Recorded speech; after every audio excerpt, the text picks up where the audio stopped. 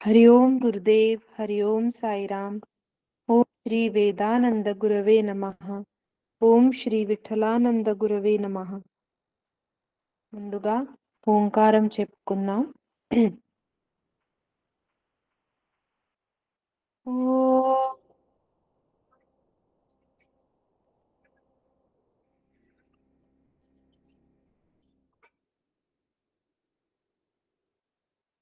ఓం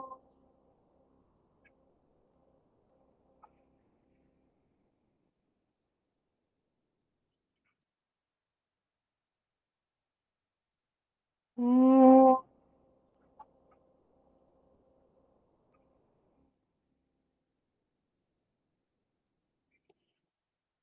దివ్య మంత్రాలు చెప్పుకుందాం. అందరూ సుఖాసనంలో కూర్చోండి. హృదయంలోకి మీ సద్గురుదేవుల్ని స్మరించుకుంటూ ఈ దివ్య మంత్రాలు చక్కగా మననం చేసుకోండి. ఓం శ్రీ గాయత్రీ మాత్రే నమః. ఓం శ్రీ గాయత్రీ మాత్రే నమః. ఓం శ్రీ మాతా పిత గురు దేవతాయ నమః. ఓం శ్రీ మాతా పిత గురుదేవతాయ నమః. ఓం సాయి శ్రీ సాయి జయ జయ సాయి. ఓం సాయి శ్రీ సాయి జయ జయ సాయి. ఓం శ్రీ సాయినాథాయ నమః. ఓం శ్రీ సాయినాథాయ నమః. ఓం ద్రాం దత్తాత్రేయాయ నమః. ఓం ద్రాం దత్తాత్రేయాయ నమః. ఓం ఐం సరస్వత్యై నమః. ఓం ఐం సరస్వత్యై నమః. ఓం క్రీం కాళికాయై నమః. ఓం క్రీం కాళికాయై నమః. ఓం దుర్గాయై నమః. ఓం దుం దుర్గాయై నమః.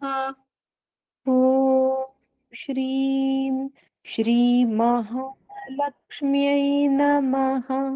ఓం శ్రీం శ్రీ మహాలక్ష్మై నమః. ఓం శ్రీ కాలభైరవాయ నమః. ఓం శ్రీ కాలభైరవాయ నమః. హరి ఓం సాయిరామ్.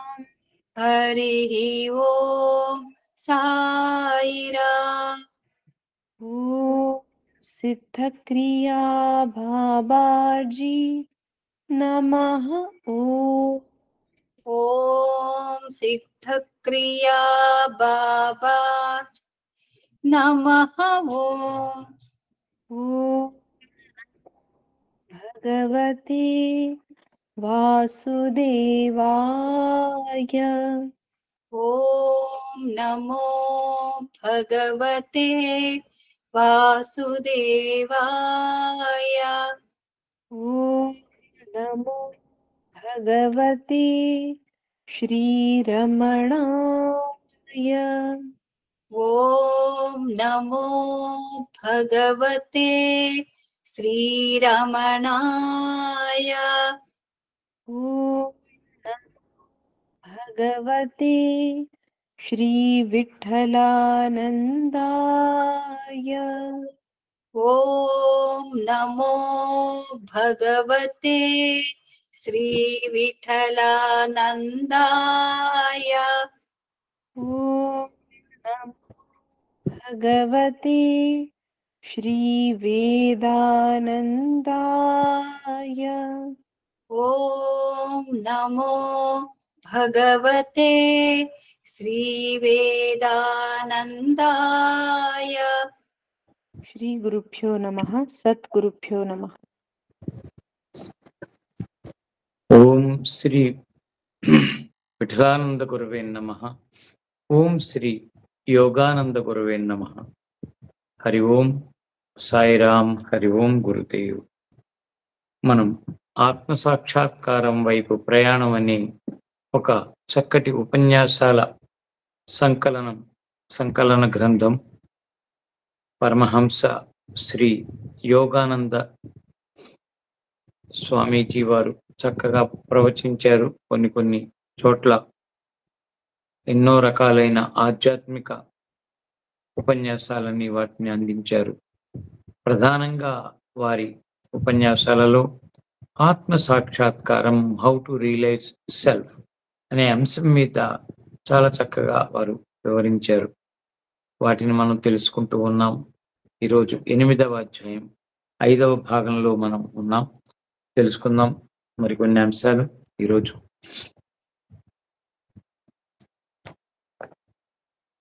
ఆధ్యాత్మిక నేత్రం సృష్టి యొక్క సూక్ష్మ రూపం. అది ఆధ్యాత్మిక నేత్రం అన్నారు. ఇక్కడ చూడండి, మామూలుగా కనిపించే ఈ భౌతికమైన కళ్ళ గురించి చెప్పట్లేదు. ఆధ్యాత్మికంగా ఒక నేత్రం మనలో ఉంది. ఒక దృష్టి స్థితి ఒకటి ఉంది వేరుగా. అది ఆ నేత్రం ఎలాంటిదంటే, అది చెప్పాలంటే థర్డ్ ఐ అని కూడా, 3వ కన్ను అని కూడా అంటారు. 3వ కన్ను పరంగా దృష్టి అని అనొచ్చు. అలాంటిది అది ఏమిటంటే సృష్టి యొక్క సూక్ష్మ రూపం. మొత్తం సృష్టికి అంతా దాని ద్వారా దానికి తెలుస్తూనే ఉంటుంది, అక్కడ ఉంటుందని చెప్తున్నారు. చూద్దాం. మెదడులో బూడిద రంగు పదార్థం కింద తెల్లని పదార్థం ఉంటుంది. దీన్ని నిష్క్రియాత్మకమని చెప్తారు. మనిషిలో మెదడు నిర్మాణానికి ఏకనేత్రం లేక ఆధ్యాత్మిక నేత్రానికి ఒక సారూప్యత ఉంది. మెదడులో ఉండే ఈ 2 దృష్టి భావాలు, 2 స్థితులు. నిజానికి ధ్యానంలో చూడగలిగే ఈ సూక్ష్మలోక కాంతిని కలిగిన నేత్రం దేని ద్వారా మానవుడి శరీరం రూపొందిందో, దేని ద్వారా అది సజీవంగా ఉంటుందో, ఆ సృజనాత్మక శక్తి చైతన్యాల సంక్షిప్త రూపమే. అది మనలో ఉండే మనం ధ్యాన స్థితిలో కొన్ని దర్శించుకుంటాం సూక్ష్మ రూపంలో. అవన్నీ కూడా ఇగో దీని కిందకు వస్తాయన్నమాట. యేసు అన్నాడు, శరీరంలోని కాంతి కన్ను కనుక నీ కన్ను ఒకటే అయితే నీ శరీరమంతా కాంతితో నిండిపోతుంది. ఏకనేత్రం ఒకటే అయితే. మధ్యలో తెల్లని కాంతితో ఉన్న 5 మొనల నక్షత్రం గల ఒక నీలిరంగు గోళం చుట్టూ ఉన్న బంగారు వన్నె కాంతి వలయంగా ఆధ్యాత్మిక నేత్రం కనపడుతుంది. అది 5 కోణాల్లో నక్షత్రం చూశారా? అందుకనే క్రిస్టియన్స్ చాలా మటుకు వాళ్ళు నక్షత్రాన్ని పెట్టుకుని వాళ్ళు సింబాలిక్ గా వాళ్ళు అనుసరిస్తారు. అందుకనే దానిని జీసస్ అంటారు, ఆధ్యాత్మిక నేత్రంగా దానిని చెప్తున్నారు. కనుకనే వారు ఆ నక్షత్రానికి అంత విలువనిస్తారు. మీరు అద్దంలో మీ 2 కళ్ళను చూసినప్పుడు అవి ఆధ్యాత్మిక నేత్రం నమూనాలోనే ఉన్నాయని గ్రహిస్తారు. బాహ్యంగా ఉన్న కాంతి లేదా కంటిలోని తెల్లగుడ్డు, లోనున్న వృత్తం లేదా నల్లగుడ్డు, మధ్యలో ఉన్న నక్షత్రం లేదా కంటి పాప. అది ఏకనేత్రం యొక్క మూలస్థానం మధ్యాముఖంలో ఉన్న సూక్ష్మ ఆధ్యాత్మిక కేంద్రంలో ఉంది. అంటే అది ఎక్కడ? మెదడు కింద, అది వెన్నుపామును కలిసే చోట ఉంది. ఈ ఏకనేత్రం నుంచి వచ్చే శక్తి మధ్యాముఖంలో విభజించబడి మెదడు ద్వారా 2 భౌతిక నేత్రాలలోకి ప్రవహిస్తుంది. అది అందుకనే ఒకటిగా ఉన్న అక్కడి నుంచి ఈ 2 కోణాలు 2 కిరణాలుగా ఈ 2 కళ్ళ ద్వారా మనకి దృశ్యం చూసే ఇది శక్తి ఉంటుందన్నమాట. ఈ భౌతిక నేత్రాలతో ద్వంద్వాత్మక ప్రపంచాన్ని వీక్షిస్తాం. 3 రంగుల కాంతులు లేదా 3 వేర్వేరు కిరణాలతోనున్న ఆధ్యాత్మిక నేత్రం ఒకదానిలో ఒకటి ఉండి ముందుకు సాగే టెలిస్కోప్ లెన్స్ వలె అన్నిటినీ చూడగలిగే వలయాకార దృష్టిని కలిగి ఉంది. బంగారు కిరణం ద్వారా గాఢంగా ధ్యానిస్తున్న యోగి పదార్థాన్నంతనూ విశ్వమంతా వ్యాపించిన కాంతి కిరణాల పదార్థ సంచయాన్ని అంటే స్పందనశీల విశ్వశక్తిని దర్శిస్తాడు. నీలిరంగు కాంతిని చొచ్చుకుపోతూ యోగి క్రీస్తు లేక కృష్ణ చైతన్యాన్ని, సృష్టి అంతటిలోనూ నెలకొని ఉన్న కూటస్థ లేక భగవంతుని అనంతమైన ప్రజ్ఞా స్వరూపం, ఏకైక దైవపుత్రుడు లేదా భగవంతుని ప్రతిబింబం సాక్షాత్కరింప చేసుకుంటాడు. చిన్న 5 మొనల తెల్లని నక్షత్రాన్ని ఛేదించి యోగి విశ్వ చైతన్యాన్ని అనంతంలో అభివ్యక్తమైన లోకాలన్నింటికీ అతీతంగా సృష్టి అంతటిలో అంతర్లీనంగా ఉంటూనే అనంతంలో అభివ్యక్తమైన లోకాలన్నింటికీ అతీతంగా ఉన్న భగవంతుని అలౌకిక చైతన్యం అది దాన్ని అనుభవిస్తాడు.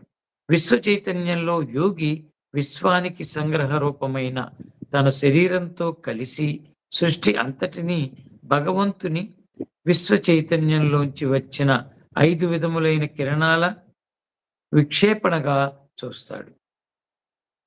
సృష్టికర్త అయిన దైవం యొక్క విశ్వ చైతన్యం క్రీస్తు లేదా కృష్ణ చైతన్యంగా సృష్టిలోనున్న ఆయన అభాస శుద్ధ చైతన్యం విశ్వ స్పందనగా ఉన్న ఆయన క్రియాశీలక సృజనాత్మక శక్తి ఇవన్నీ ఈ విధంగా అన్ని వ్యక్తీకరణల సారమే.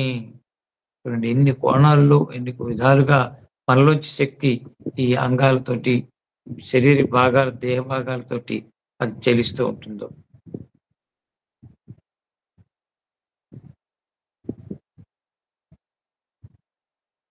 బంగారు, నీలం, తెలుపు సృష్టిలో భగవంతుని ఈ త్రిమూర్తుల నుంచి ప్రసరిస్తున్న కాంతి కిరణాల వర్ణాలు.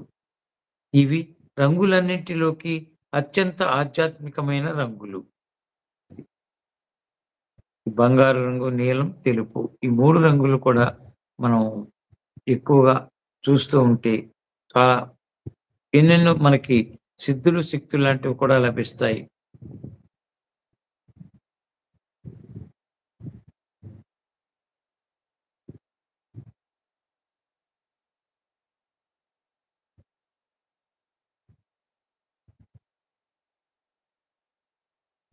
మానవుడు అక్కడ విశ్వంలో ప్రసరిస్తున్న కాంతి కిరణాలను లేదా శక్తిని ప్రతిఫలిస్తుంది. ఇది చరిత్ర మొత్తం చూస్తే మానవుడు తన సహజత్వాన్ని అనుసరించి తెలుపును నిర్మలత్వం ఆధ్యాత్మికతతోనూ అది మనం తెలుపు రంగు ఎక్కువ వాడుతూ ఉంటాం. నిర్మలంగా ఉంటుంది. ఆధ్యాత్మిక సాధనకి స్థితికి అదొక మార్గం. నీలి రంగును నీలాకాశం లేదా స్వర్గాల వంటి ప్రశాంతమైన సర్వవ్యాపకత్వంతోనూ బంగారు లేదా ఎరుపును శక్తితోనూ పోల్చాడు. ఇది ఓకే. ఇప్పుడు తర్వాత అంశం చెప్పుకుందాం. సంక్లిష్టమైన మానవ శరీరం పరమాత్మ నుంచి ఎలా సృష్టించబడింది. అది ఈ మానవ శరీరంలో ఎన్నెన్నో కలయికలు ఎన్నెన్నో ఉన్నాయి. ఎన్నో రకాలుగా ఇక్కడ మనకి ఇంద్రియాలు ఇవన్నీ రకరకాలుగా శరీరం తెలుస్తున్నాయి. ఇవన్నీ పరమాత్మ నుంచి ఎలా ఎలా బయటకు వచ్చాయి ఇన్ని రకాలు. ఆధ్యాత్మిక నేత్రం యొక్క మువ్వన్నెల కిరణాలు యోగులకు తెలిసిన ఒక క్లిష్టమైన పరివర్తన ద్వారా విశ్వానికి సంగ్రహ రూపుడైన మానవుడి భౌతిక శరీరాన్ని రూపొందించాయి. చూడండి ఈ దేహం రావటానికి ఏ ప్రాసెస్ చక్కగా చెప్పారు. ఉదాహరణకు విశ్వశక్తిలోని బంగారు కిరణాలు ప్రధానమైన ఎర్రటి రక్తంలో బలంగా స్వాభావికమైనవిగా ఉన్నాయి. అది రక్తం అంటే అది అన్నమాట. ఆ ఎర్రని బంగారు కిరణాలు నాడుల ద్వారా ప్రవహిస్తున్న విద్యుత్ శక్తిలో ఇవి వ్యక్తమై ఉన్నాయి. మెదడులోని బూడిద రంగు పదార్థంలో నీలిరంగు కిరణాలు ప్రధాన కారకాలుగా ఉన్నాయి.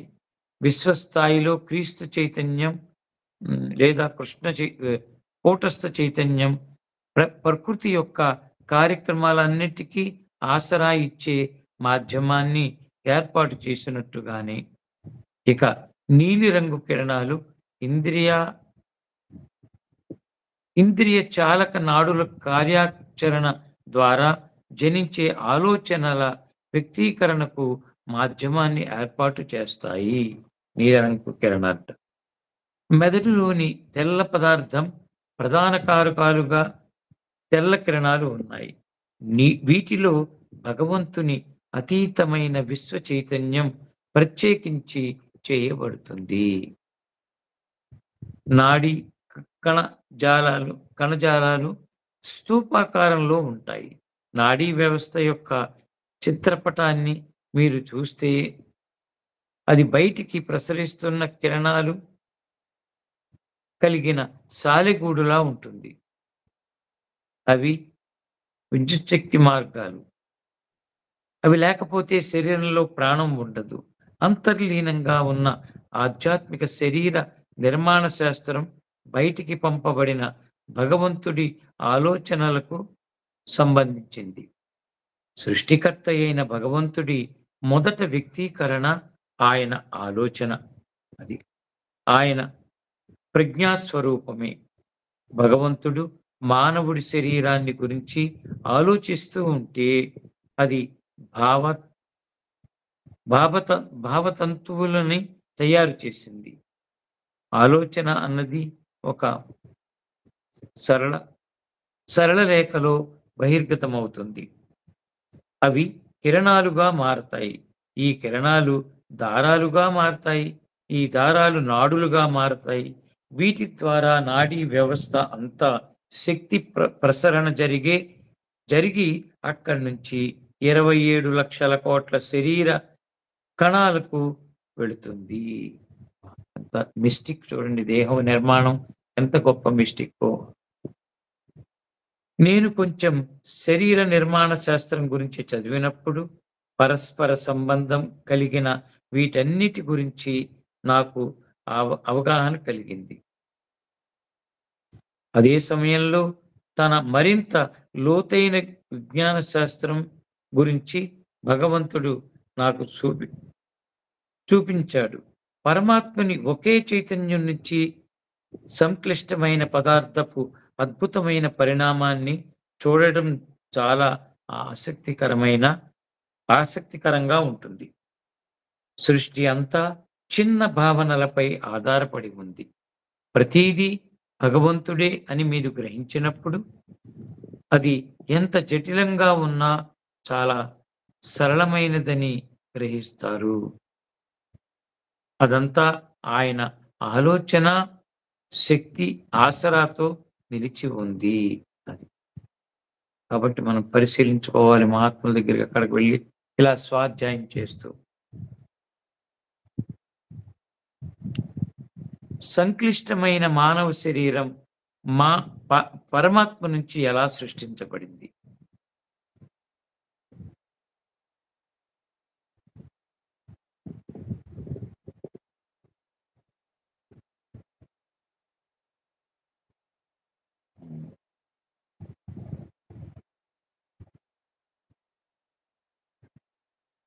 ఇదంతా చెప్పుకున్నాం చక్కగా. ఇప్పుడు రంగు, 3 రంగుల గురించి ఇచ్చారు కనుక మనం అసలు రంగు గురించి చెప్తున్నారు. 3 రంగులు 3 రకాల స్థితులను, 3 రకాల శక్తులను మనలో నింపుతున్నాయని చెప్పుకొచ్చారు. కనుక రంగు గురించి చెప్తున్నారు ఇక్కడ. రంగు మీ జీవితంలో ముఖ్యమైనది. చూడండి ఇక్కడ అంటే కలర్ థెరపీ అని మనం బాహ్యంగా సాధనలో అనుసరిస్తుంటాం. కలర్స్ ని. సరే, ఈ సాధువులకి కాషాయం రంగుని ఎందుకు అందించారు, ఎందుకు ప్రతిపాదించారు అంటే చాలా చాలా ఆధ్యాత్మిక రహస్యాలు ఈ రంగు ద్వారా దొరుకుతాయి. ఈ రంగు వస్త్రాలు, ఈ రంగుతో ఉన్న ఏది ధరించినా కూడా. అలాగే రంగు అనేది మన జీవితంలో చాలా ముఖ్యమైనది అంటున్నారు. ఏంటో తెలుసుకుందాం. మానవుడి శరీర సృష్టిలో ఆధ్యాత్మిక నేత్రం, కిరణాలు మొదట సూక్ష్మ శరీరాన్ని రూపొందించాయి. అది ఈ ఇంద్రధనస్సు వన్నెలు కలిగిన ప్రాణమయ కోశం భౌతిక శరీరానికి నమూనా పటం. అదొక ఒక ఇది అన్నమాట, మోడల్. దానిని సజీవంగా ఉంచే శక్తి ప్రాణప్రదాత అయిన సూక్ష్మ శరీరపు వివిధ వర్ణాలు కలిగిన కాంతి యొక్క ఘనీభూత రూపమే మీ భౌతిక శరీరం. కాబట్టి రంగు మీ జీవితంలో ముఖ్యమైనది. విషయం ఏమిటంటే, మీరు రంగుల చేత ఎందుకు ప్రభావితులవుతున్నారంటే, రంగులు నిర్దిష్టమైన స్పందనల యొక్క వ్యక్తీకరణలు. మీ స్వభావంతో సామరస్యంలో ఉన్న రంగులనే మీరు ఎల్లప్పుడూ ధరించడానికి, మీ పరిసరాల్లో ఉంచుకోవడానికి ప్రయత్నించాలి. ఆ! చక్కగా మనకు సరిపోయేవో తెలుసుకొని, ఆ రంగులతో ఉన్నవన్నిటిని వస్తువులు, దుస్తులు అన్నీ మనం చక్కగా ఉంచుకోవాలట. నేను చెప్పిన కారణాల వల్ల బంగారు, నీలి, తెలుపు నాడీ వ్యవస్థకు మంచివి. మార్పు కోసం ఇతర రంగులను కూడా మీరు తప్పక వాడవచ్చు. కానీ సాధారణంగా ప్రత్యేకంగా ప్రయోజనకరమైన ఈ రంగులను మీ చుట్టూ ఉంచుకోవడం మంచిది. అప్పుడు మీ నాడీ వ్యవస్థ మరింత ప్రశాంతంగా ఉంటుందని మీరు కనుగొంటారు. అప్పుడప్పుడు వైవిధ్యం కోసం మీరు వాడే రంగులను మీతో పూర్వకంగా ఉన్నాయని అనిపించినా, రంగులను మారుస్తూ ఉన్నా పర్వాలేదు. కానీ అమూల్యాగ్రం మార్పులు చేస్తే అవి మిమ్మల్ని ప్రభావితం చేయగలవు. ఉదాహరణకు, మీ ఇంట్లోని గదుల్లో నల్ల రంగు వేసుకోవాలని ఏమీ అనుకోరు.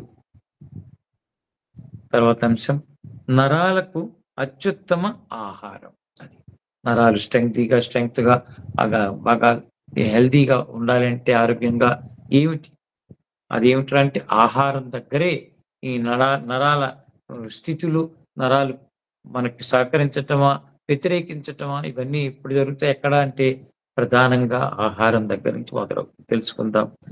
ప్రాణం నుంచి వచ్చిన సూక్ష్మ కిరణాలు ఘనీభవించగా ఏర్పడిన భౌతిక స్వరూపాలైన ఆహార పదార్థాలు కూడా తమ రంగుకు సంబంధించి ప్రభావాన్ని చూపుతూ ఉంటాయి. వివిధ రకాలైన సహజంగా తెల్లగా ఉండే ఆహార పదార్థాలు నాడీ వ్యవస్థకు మంచివి. మెదడులోని తెల్ల పదార్థానికి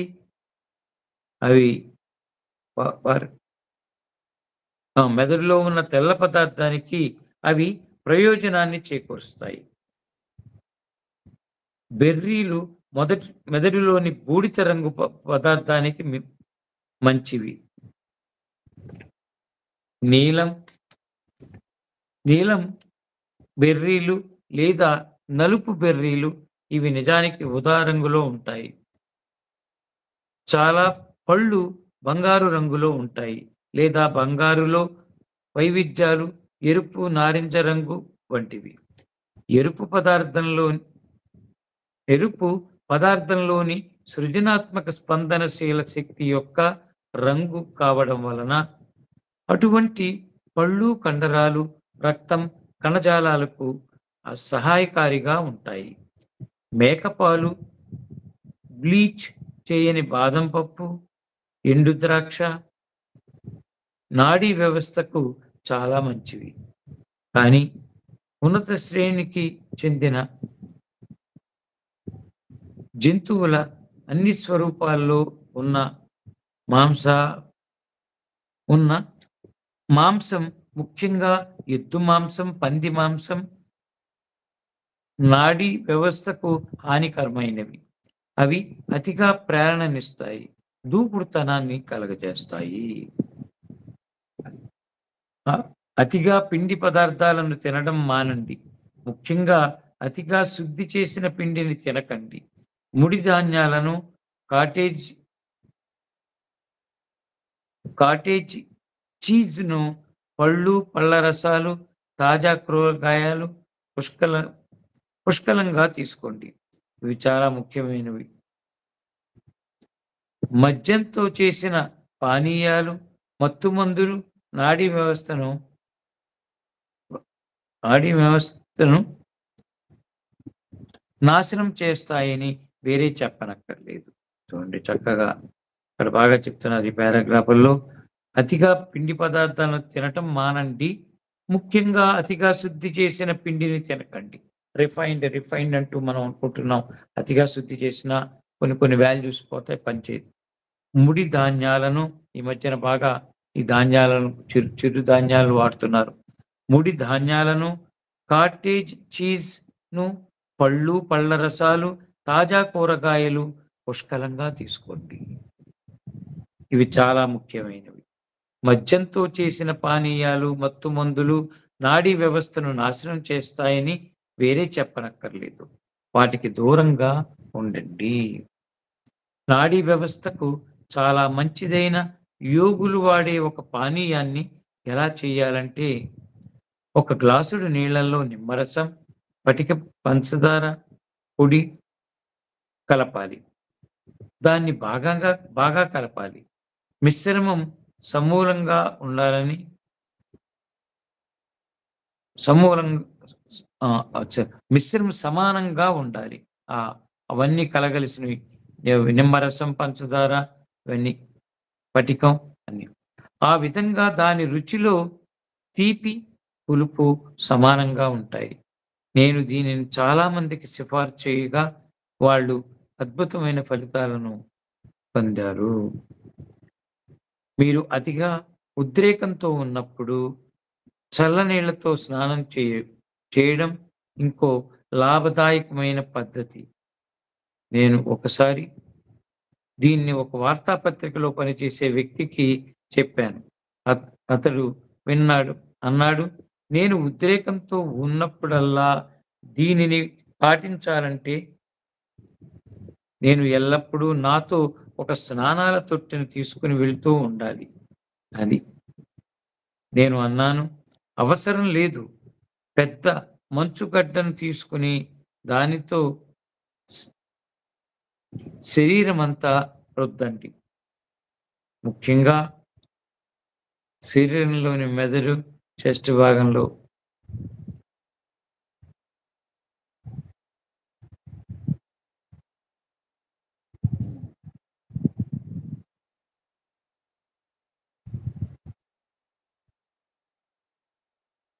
ముఖ్యంగా శరీరంలో తెరుచుకుని ఉండే భాగాల్లో ఈ యోగ ప్రక్రియతో మీ నరాలు చాలా ప్రశాంతంగా తయారవుతాయి.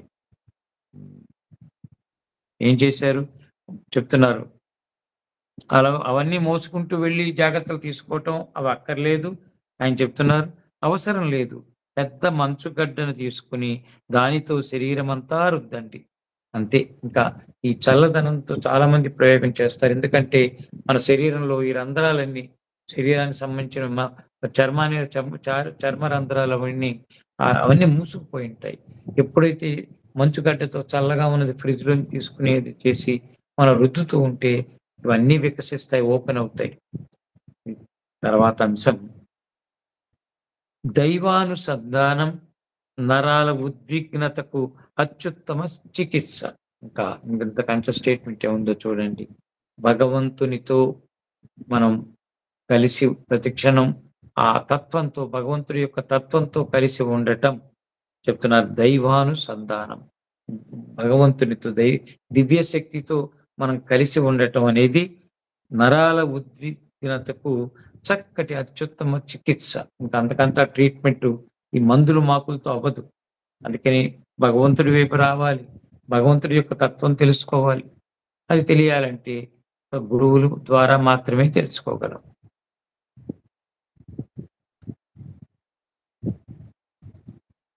మన జీవితాలను భగవంతునితో అనుసంధానంలో ఉంచుకోవడం వల్ల నరాల బలహీనత గొప్పగా నయమవుతుందని గుర్తుంచుకోండి. మానవుడికి ఇవ్వబడిన అత్యున్నత ఆజ్ఞలు ఏవంటే, నిండు హృదయంతో మీ ఆత్మ అంతటితో, నిండు మనస్సుతో, మీ శక్తి అంతటితో భగవంతుణ్ణి ప్రేమించండి. ఇది చాలా చక్కటి వాక్యాలు. భగవంతుణ్ణి పూజించటం అనేది మనం కల్పించుకున్న క్రియలు.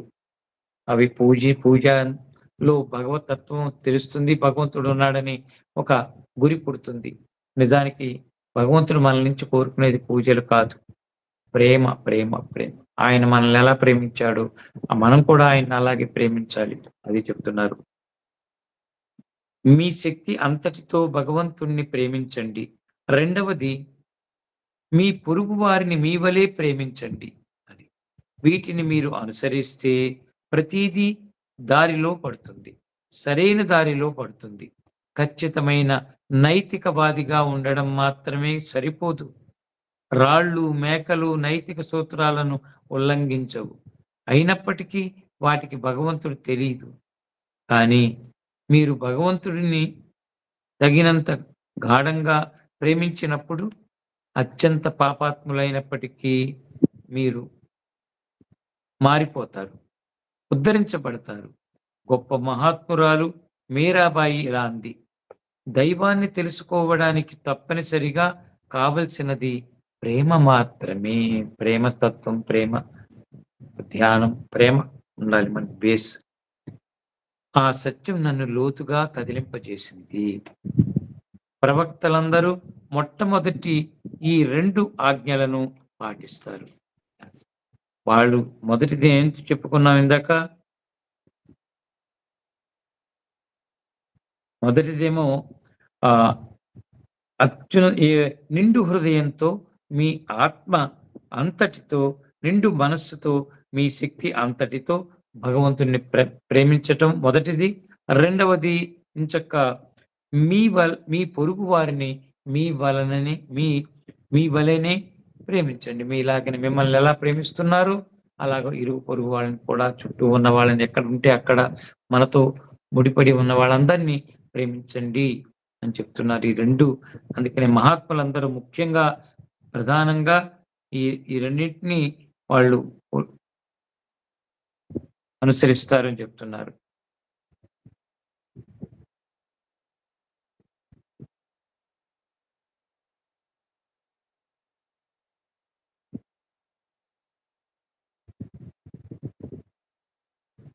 నిండు హృదయంతో భగవంతుడిని ప్రేమించడం అంటే మీకు అతి ప్రియమైన వారిని ఎంతగా ప్రేమిస్తారో అలాంటి ప్రేమతో భగవంతుడిని ప్రేమించడం.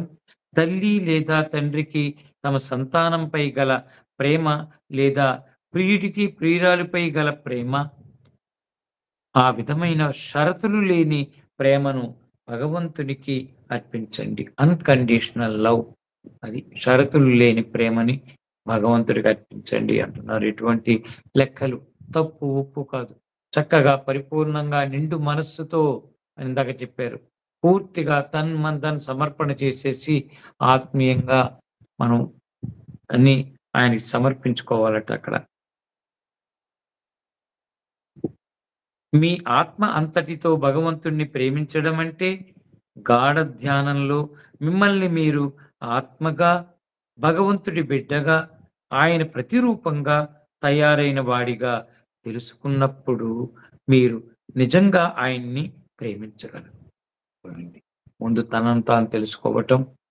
తనను తెలుసుకున్నప్పుడు నా శక్తి ఏమిటి, నా గొప్పతనం ఏమిటి, నేనెందుకు ఇంత చక్కగా, దేహం నాకు ఎలా వచ్చింది, దేహం ద్వారా నేను ఇన్ని కార్యాలు ఎలా చేస్తున్నాను, ఇంత అందంగా ఇలాగా ఎందుకు తయారయ్యాను అని ఎవరిని వాళ్ళు చక్కగా వాళ్ళు పరిశీలించుకుంటే అక్కడ అది ఒకటి.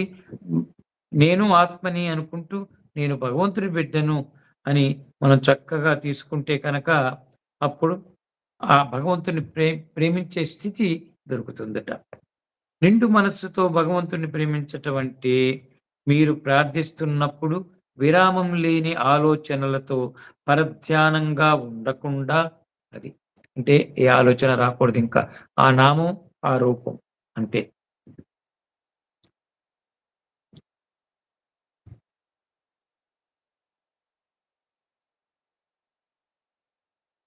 ధ్యానంలో భగవంతుడొక్కడి గురించే ఆలోచించండి. మనస్సు భగవంతుడి పైన తప్ప మిగతా అన్నింటిపైన తిరుగుతూ ఉండనివ్వకండి. అందువల్లనే యోగం చాలా ముఖ్యం. యోగ సాధనలు చాలా ముఖ్యం. మనకు మనం కంట్రోల్ చేయలేం. ఇగో ఇలాంటి వాటిని మనం నిలబెట్టుకోలేం. అది. అది యోగం మనస్సును ఏకాగ్రం చేయడానికి మిమ్మల్ని సమర్థులుగా చేస్తుంది. యోగం ద్వారా మీరు అశాంతితో నిండిన ప్రాణశక్తిని ఇంద్రియ నాడుల నుంచి ఉపసంహరించి భగవంతుని గురించిన ఆలోచనతో అంతర్ముఖులైనప్పుడు మీరు ఆయన్ని మీ శక్తి అంతటితో ప్రేమిస్తున్నారు. అది మీ అస్తిత్వం అంతా ఆయనలో కేంద్రీకృతమైపోతుంది. ఇంకా పూర్తిగా మనం ధారణ చేసేస్తాం. శరణాగతిలోకి వెళ్తాం. ఆయన్ని మనం ధారణం చేసి ఇంకా ఆయనే ఉంటాడు. మనం ఉండం. అలాంటి స్థితి వస్తుందట. అది. తర్వాత అంశం. దేవుడిలా జీవించండి. మీరు దైవ స్వరూపులైన స్నేహితులను ఆకర్షిస్తారు. దేవుళ్ళ అంటే దైవీ లక్షణాలతో ఉండటం, ప్రేమ, ఇంకొకరి సహాయం చేయటం, మనం సహనంతో ఉండటం, నిరాడంబరంగా ఉండటం, ఇవన్నీ దైవీ లక్షణాలు. దేవుడిలా జీవించటం. దేవుడు ఎలా జీవించాడు? ఆయన ఎక్కడున్నాడు? ఎలా ఉన్నాడో తెలియదు. ఆయన అన్ని లోక కళ్యాణం, లోకంలో అన్ని సంకల్ప శక్తితో ఉంచేశాడు. ఆయన నింపుతూ ఉన్నాడు. కనుక మనం కూడా ఆయన చేయటం వరకే కానీ ప్రతిఫలం ఆశించట్లేదు భగవంతుడు ఎవరి నుంచి. అలా మనం కూడా ఉండాలి. అలా ఉన్నప్పుడు ఏమవుతుందంటే ఇతరులు కూడా దైవ స్వరూపులే. ఇతర వ్యక్తులు కూడా. అందుకనే మీరు దైవ స్వరూపులైన స్నేహితులను ఆకర్షిస్తారు. వాళ్ళలో ఉన్న దైవత్వం మనకి తెలుస్తుంది. దాని ద్వారా ఆకర్షణ జరుగుతుంది. చివరిగా మీ పొరుగు వారిని మీ వలనే ప్రేమించడం నేర్చుకోండి. గుర్తుంచుకోండి, మీ జీవిత కాలంలో ఈ భూమి మీద మీరు కొద్ది కాలమే ఉంటారు. టెంపరరీ ఇదంతా కూడా. ఇదివరలో అనేక జన్మలలో వేర్వేరు ఆత్మలతో వ్యవహారాలు నడుపుతూ మీరిక్కడికి వచ్చారు. మీ నిజమైన బంధువులు ఎవరు? జ్ఞానికి ప్రతి ఒక్కరూ అతడి చుట్టమే. ప్రతి ఒక్కరూ అతడి పొరుగువాడు. సూర్యుడు వజ్రం పైన, బొగ్గు పైన ఒకే విధంగా ప్రకాశించడా? వజ్రం చక్కగా సూర్యరశ్మిని ప్రతిఫలిస్తుంది. మనిషి వజ్రం వంటి అత్యున్నత మనస్తత్వాలను వెతికి వారితో వారితో సహవాసం చేయాలి. ఈ లక్షణాలన్నీ పెంచుకొని నిరంతరం వాటితోటి కలిసి ఉంటూ మిగతా పనులు చేసుకుంటున్న, కర్మలు జీవిస్తున్న, ఇవి వాటితో కలిసి ఉండటం చూడండి. చక్కగా ఉండాలి.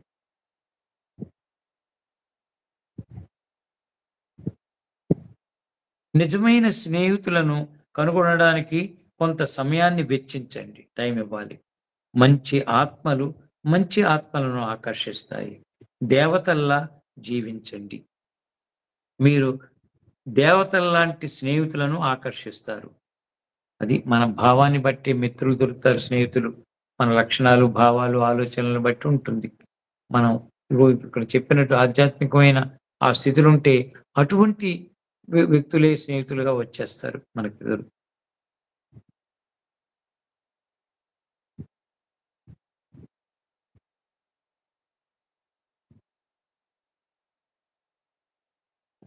కానీ అదే సమయంలో మీ ప్రేమ నుంచి ఎవరిని మినహాయించకండి. అది వాళ్ళు సరిపోకపోతే మీరు వాళ్ళని విడిచి దూరంగా ఉండాలి. కానీ ఇక్కడ భలే చక్కటి సూచన మనకు సలహా ఇస్తున్నాడు.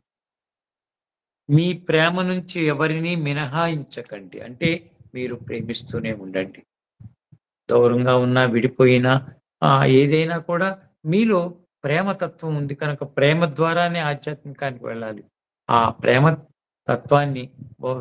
తత్వంలో ఉంటూ వారిని తలుచుకుంటూ ఉండాలట. ఎప్పటికైనా వాళ్ళు వస్తారు అన్నట్టుగా మనం అలా చూసుకోవాలి.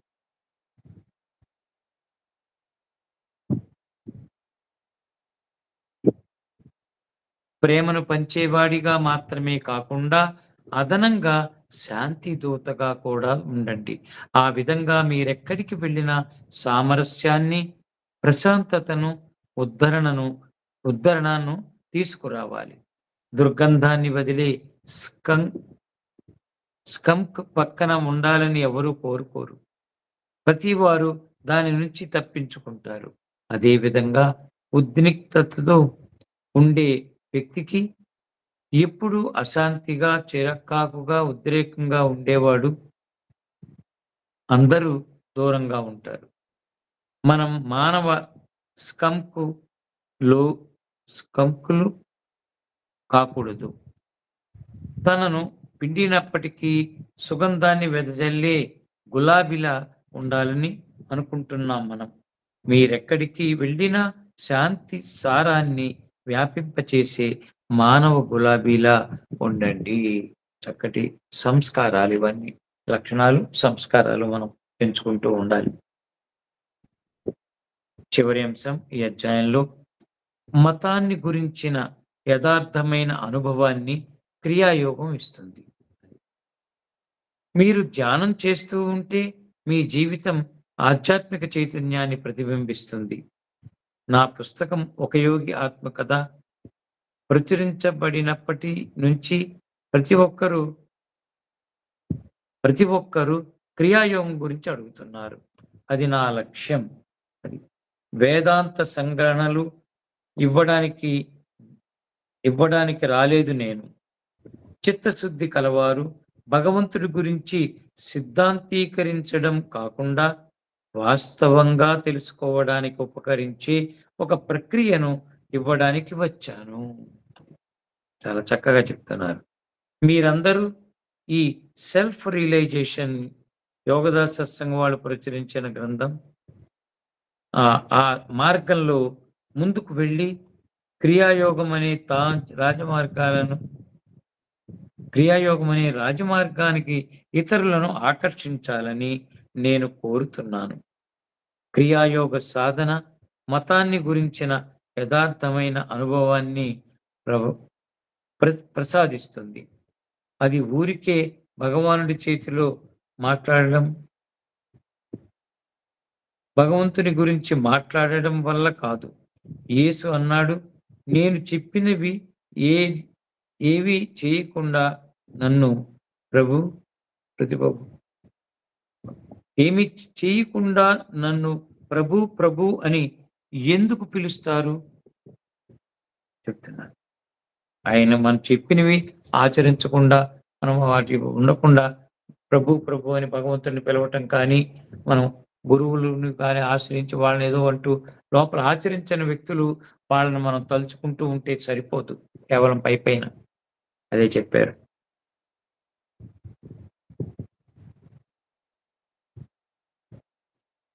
క్రియాయోగం ద్వారా నేను నా ఆధ్యాత్మిక నేత్రాన్ని తెరిచినప్పుడు నా చైతన్యం నుంచి ప్రపంచమంతా వెళ్ళిపోతుంది. అంటే అక్కడ ఇంకా ప్రపంచం ఉండదన్నమాట. బాహ్య ప్రపంచం, దృశ్య ప్రపంచం.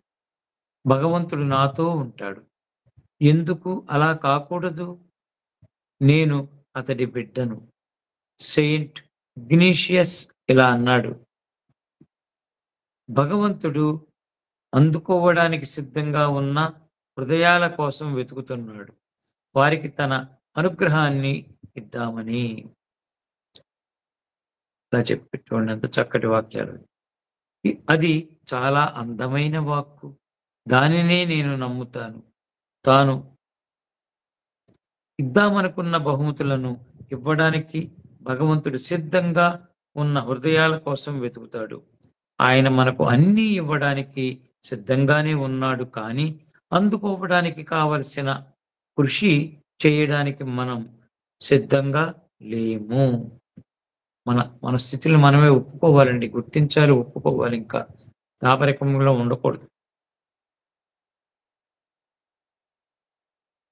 ఆయన మన హృదయాలలోకి చూస్తాడు. అవి వేరే వాటితో నిండిపోయి ఉంటే ఆయన రాడు. కానీ మీరాయనతో, ప్రభు, నా హృదయంలో నీవు తప్ప మరొకటి లేదు అని అని మనం చక్కగా మనకి మనం చెప్పుకోవాలి. అవి నిజంగా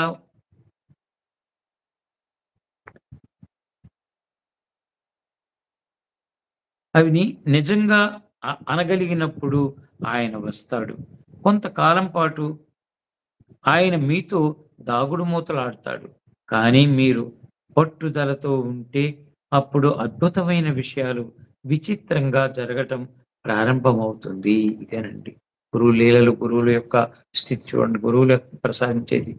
ఆయనతో మనం ఆ తత్వంలో ఉంటూ మనం ఆయన్ని చక్కగా యాక్సెప్ట్ చేస్తూ ఉంటే తప్పితే అప్పుడు మనకేమవుతుందిరా అంటే ఆయన పూర్తిగా ఆయన గురించి మనకంతా అర్థమవుతుంది. అద్భుతమైన విషయాలు విచిత్రంగా జరగటం మొదలవుతాయి. మన చుట్టూ మనం ఇదేమిటి ఇంత వింతగా ఉంది. ఎవరో తెలియని వాళ్ళు వచ్చి ప్రేమగా పలకరించటం, మనల్ని గుర్తించటం, మెచ్చుకోవటం ఇవన్నీ చాలా అద్భుతంగా ఉంటాయి. ఇవి కొన్ని విషయాలు సత్యం పరంగా జరుగుతూ ఉంటాయి ఆ అద్భుతాలు.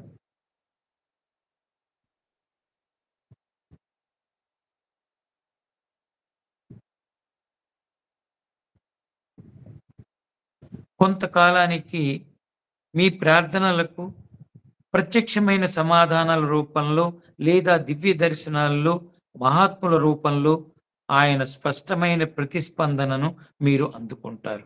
ఇదండి ఒక సాధనలో మనం బలంగా, దృఢంగా ఇక జీవితాన్ని సాధనగా మార్చుకోవటం, సాధనే నా జీవితం అనుకుని కనుక భగవంతుడి వైపు దృష్టి పెట్టి భగవంతుడిని ఆధారం చేసుకుని జీవిస్తే ఆయన ఎలా ఉంటాయో చూడండి. కొంతకాలానికి మీ ప్రార్థనలకు ప్రత్యక్షమైన సమాధానాల రూపంలో లేదా దివ్య దర్శనాలు అవ్వటం మొదలవుతాయి. ఎలాగా మహాత్ములు వస్తారట దివ్య దర్శనాలు ఇస్తూ. ఆయన స్పష్టమైన ప్రతిస్పందనను మీరు అందుకుంటారు. తరువాత చివరికి ఆయన బాహాటంగా మీ వద్దకి వస్తాడు. అది బాహాటంగా ఇంకా భగవంతుడే నేను వచ్చాను సుమా. రూపం మామూలుదే అవ్వచ్చు, ప్రాపంచికంగా ఉండొచ్చు. కానీ ఆయన మనకి నిరూపించి మనకి చక్కగా నేను ఇదిగో ఇది నేనే అని వచ్చేస్తారు మన ముందుకి. మీరాయనతో మాట్లాడగలుగుతారు. మీరాయనతో సంపర్కం పెట్టుకోగలుగుతారు. ఒకసారి మీరు దైవ సన్నిధి యొక్క అవగాహనలో శాశ్వతంగా స్థిరపడిన తరువాత నరాల బలహీనత మిమ్మల్ని మరెన్నడూ తాకలేదు. మనం ఏది చెప్పినా మొదటి నుంచి చెప్తున్నది ఏంటంటే భగవంతుడు భగవంతుడు భగవంతుడు భగవంతుడి యొక్క తత్వం, ఆ భగవంతుడి వైపు దృష్టిని పెట్టడం, ఆ తత్వాన్ని పట్టుకోవటం, ఆయన దగ్గరికి చేరేందుకు తగిన ఆ చక్కటి దానం ధర్మం ఇవన్నీ చేస్తూ ఉండటం, ఇవన్నీ మనం అనుసరించాలని చెప్తున్నారు. చాలా సంతోషం. ఈ అధ్యాయం 8వ అధ్యాయం ముగిసింది ఇక్కడితోటి. గురు బ్రహ్మ గురుర్విష్ణు గురుర్దేవో మహేశ్వర గురు సాక్షాత్ పరబ్రహ్మ తస్మై శ్రీ గురవే నమః. తస్మై శ్రీ సద్గురవే నమః. తస్మై శ్రీ సమర్థ సద్గురవే నమః. తస్మై శ్రీ విఠలానంద గురవే నమః. తస్మై శ్రీ యోగానంద గురవే నమః. సర్వే జనా సుఖినో భవంతు. లోకా సమస్త సుఖినో భవంతు. ఓం శాంతి శాంతి శాంతి. హరి ఓం గురుదేవ్. హరి ఓం సాయి. జై గురుదత్త. జై విఠలానంద. జై యోగానంద. హరి ఓం.